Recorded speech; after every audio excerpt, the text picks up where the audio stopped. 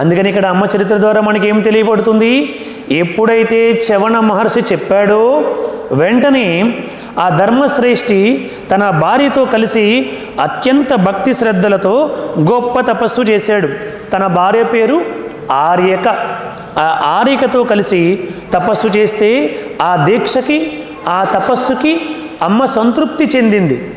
ఇప్పుడు 7 రోజులు మనందరం ఇక్కడికి రావాలన్నటువంటిది ఏమిటిది, సప్తాహ దీక్ష దీని పేరు. ఈ 7 రోజులు నేను తప్పకుండా వెళ్ళి అమ్మవారి యొక్క చరిత్రను వింటాను అని నియమానికి కట్టుబడి ఎవరైతే ఉంటారో దానిని సప్తాహ దీక్ష అని అన్నారు కదండి. వీలైతే వెళ్తాము, లేకపోతే లేదు అనుకుంటే అది దీక్ష కాదు, అది మామూలుగా అటెండ్ అవ్వడం.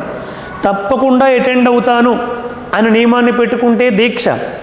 మీరు మామూలుగా అటెండ్ అవుతారు, మేము ఇంకా మీకంటే ఎక్కువగా అవన్నీ కూడా చదివి విని ఇంకా బ్రహ్మచర్యాన్ని పాటించి అత్యంత భక్తి శ్రద్ధలతో 7 రోజులు ఇంకా పవిత్రంగా దీక్ష చేస్తాం.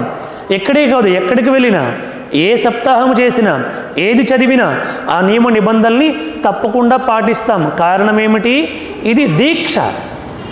భగవంతుడి యొక్క వైభవాన్ని చెప్పటము, భగవంతుడి వైభవాన్ని ప్రచారము చేయడము, భగవంతుడి వైభవాన్ని వినటము, ఇవన్నీ కూడా దీక్షలు. అందుకని ఆయన అమ్మవారి యొక్క మంత్రోపదేశాన్ని చవన మహర్షి దగ్గర పొందింది లగాయత్తు అత్యంత భక్తి శ్రద్ధలతో దీక్ష చేశాడు. అమ్మ సంతృప్తి చెంది చాలా శీఘ్రముగా అనుగ్రహించి, నాయనా నీకు ఏం కావాలో కోరుకో అని అడిగింది.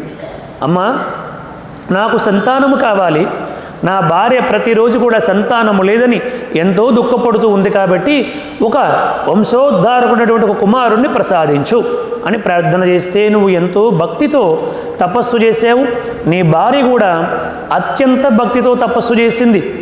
మానసికంగా కూడా ఎక్కడ తపస్సు చేస్తే అమ్మ అనుగ్రహిస్తుందా, ఇది నిజమేనా, అవుతుందా అవ్వదా అని అటువంటి అనుమానాలేవి కూడా లేకుండా అత్యంత భక్తితో తపస్సు చేసింది. కాబట్టి తప్పకుండా మీకు ఒక కుమారుణ్ణి ప్రసాదిస్తున్నాను అని చెప్పి అమ్మ చెప్పింది. ఆ కుమారుడి వల్ల మీకు చాలా గొప్ప కీర్తి వస్తుంది అని అమ్మ చెప్పి అనుగ్రహించి అంతర్ధానం అయ్యింది. కొంతకాలం గడిచింది. ఆవిడ ఆర్యక గర్భవతి అయ్యింది. ఆవిడికి పుట్టినటువంటి వాడే ధర్మనందనుడు. ఆ తండ్రికి ధర్మం పట్ల ఎంతో గొప్ప నిష్ట ఉంది కాబట్టి ధర్మశ్రేష్ఠి అన్నటువంటి పేరును పొందాడు. కాబట్టి తన కుమారుడికి ధర్మనందనుడు అని పేరు పెట్టాడు. ఆ అబ్బాయికి చిన్నప్పటి నుంచి కూడా ఎల్లప్పుడూ భక్తి యందు, జ్ఞానము యందు, ధర్మము యందు పెద్దలు కనబడితే వినయ విజేతులతో నమస్కరించటము, సేవలు చేయడము, శుశ్రూషలు చేయడము అవన్నీ కూడా చేయిస్తూ వచ్చాడు. మనము మన పిల్లలకి ఏమి నేర్పిస్తున్నాము, టీవీలు చూసుకోవడము, వాట్సాప్లు చూసుకోవడము, ఫేస్బుక్లు చూసుకోవడము, క్రికెట్లు ఆడుకోవడము, ఇవి మనం నేర్పిస్తున్నాం మన పిల్లలకి. ఆయన ఏమి నేర్పించాడు తన పిల్లలకి, చిన్నప్పటి నుంచి సేవ చేయడము, ఆలయాలకి తీసుకుని వెళ్ళడము, ఆలయాల్ని పరిశుభ్రాలు చేయించడము, ఎప్పుడు ఏ సందర్భంలో ఏ పూజలు చేయాలి, ఏమిటి చేయాలి అవన్నీ నేర్పించి చిన్నప్పటి నుంచే పూర్తిగా తన ఆధీనంలో తన బిడ్డని పెంచి పెద్ద చేసి జ్ఞానాన్ని బోధించి తన ప్రయత్నం ఎంతవరకు చేయాలో అంతవరకు ప్రయత్నము చేస్తూ గురువైనటువంటి చవన మహర్షి దగ్గరికి తీసుకుని వెళ్ళి, గురుదేవా 8 సంవత్సరాలు వచ్చేసాయి కాబట్టి ఉపనయనము చేయించండి, ఇంకా మీ దగ్గరే ఉంచండి, వీడికి విద్యా బుద్ధులు నేర్పండి అని చెప్పి ప్రార్థన చేశాడు. గురువుగారికి అప్పచెప్పాడు. చవన మహర్షి విద్యా బుద్ధులన్నీ కూడా నేర్పించి ఆ యొక్క బిడ్డని చాలా గొప్పగా తయారు చేశాడు. అతడు జాతకాన్ని ఒకసారి పరిశీలన చేసి చూస్తే ఇతడు జగద్విఖ్యాతి పొందుతాడు, చాలా గొప్ప, ఈ జగత్తంతరికి కూడా మంచి పేరు ప్రఖ్యాతులు పొందుతాడు అని జాతకములో ఉంది.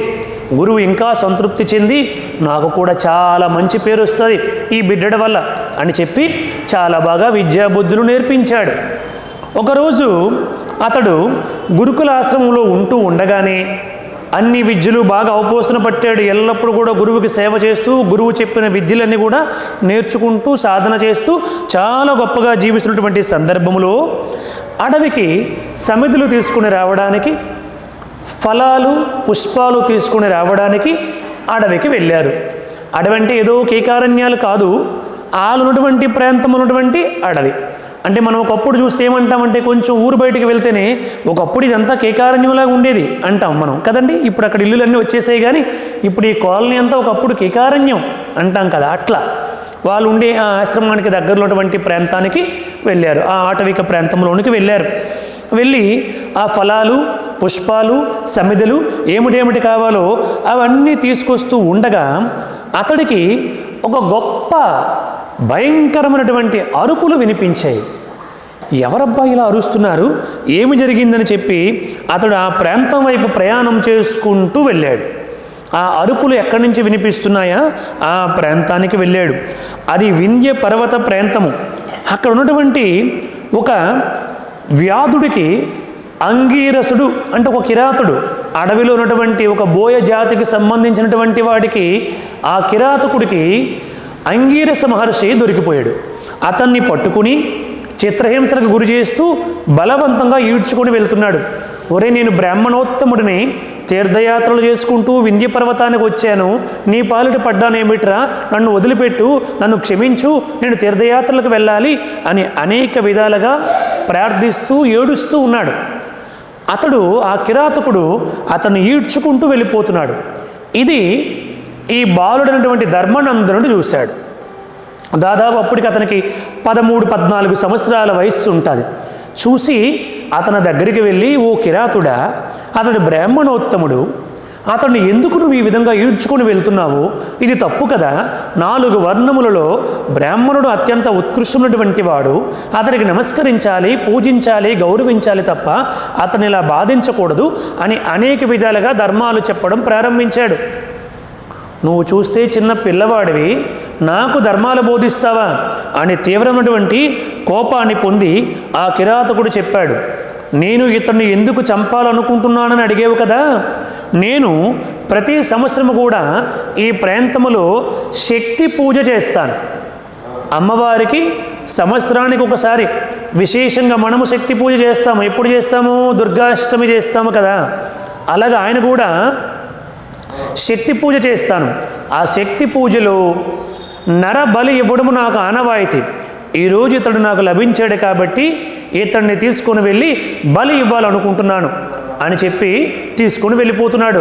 అప్పుడు అతను ఎంతో బాధపడి, చాలా తప్పు చేస్తున్నావు, గత జన్మలలో చేసిన పాపం కారణంగానే ఇప్పుడు నువ్వు కిరాతకుడిగా పుట్టావు, ఇప్పుడు కూడా నువ్వు పాపాలు చేసావనుకో ఇంతకంటే నీచమైనటువంటి జన్మకు వెళ్ళిపోతావు. ఇప్పుడు మనం ఉన్నటువంటి స్థితి కారణం ఏమిటి? గత జన్మలు.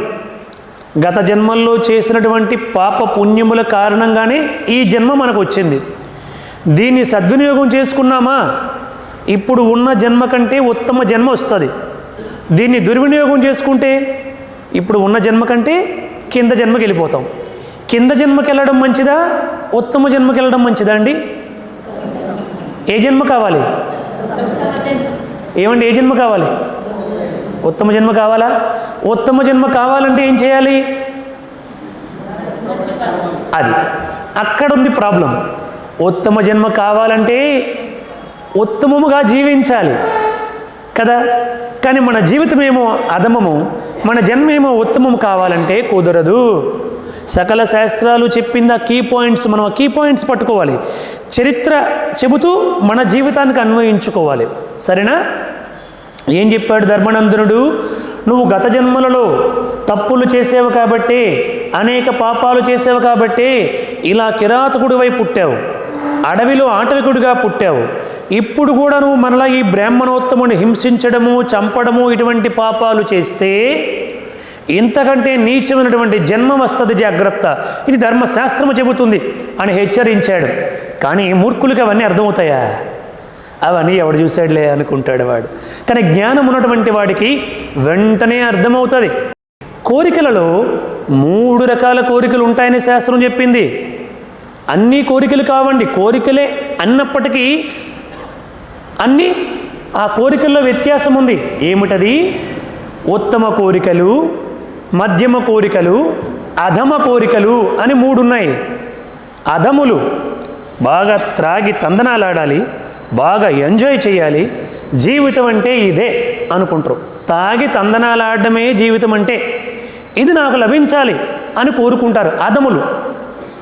మధ్యములు భగవంతుడా, మా భర్త బాగుండాలి, నా భార్య బాగుండాలి, నా పిల్లలు బాగుండాలి, మా అత్తమామలు బాగుండాలి, మా అమ్మ నాన్న బాగుండాలి, మా ఇంట్లో అందరిమీ బాగుండాలి, ఆరోగ్యంగా ఉండాలి, ఆనందంగా ఉండాలి అని కోరుకునేవాళ్ళు మధ్యములు. ఉత్తములు భగవంతుడా, పవిత్రమైనటువంటి మానవ జన్మనిచ్చావు, 84 లక్షల జీవరాశుల్లో ఇంత గొప్ప జన్మను నాకు ప్రసాదించావు. ఈ జన్మని నీ సేవలో సార్థకము చేసుకునేలాగా, నాకు చేతనైనటువంటి శక్తితో 10 మందికి ఉపయోగపడేలాగా పవిత్రమైనటువంటి ఈ మానవ జన్మని రామ, కృష్ణ, గోవింద, దామోదర, వాసుదేవ, నారాయణ, జగన్మాత అని ప్రార్థించగలిగి 4 మంచి పనులు చేసుకుని ఉత్తమమైనటువంటి సేవలు చేసి ఉత్తమ సందేశాన్ని ఇచ్చి ఈ జన్మని ముగించేలాగా నాకు ప్రసాదించు అని కోరుకునేవాడు ఉత్తముడు.